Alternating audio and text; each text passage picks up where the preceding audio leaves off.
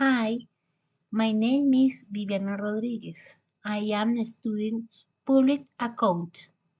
Let's continue and reset.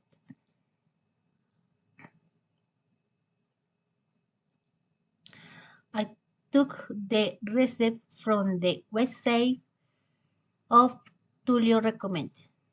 List the ingredients: almojábanas, 200 of fresh cheese, 5 grams of powdered milk, 25 grams of wheat flour,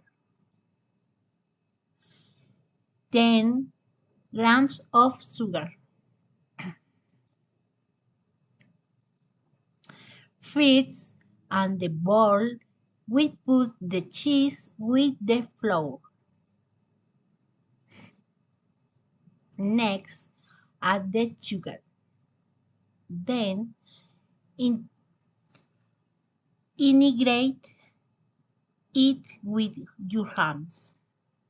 After that, we make balls with the dough. Finally, we bake at the 150 degrees 40 minutes. Thank you. Bye.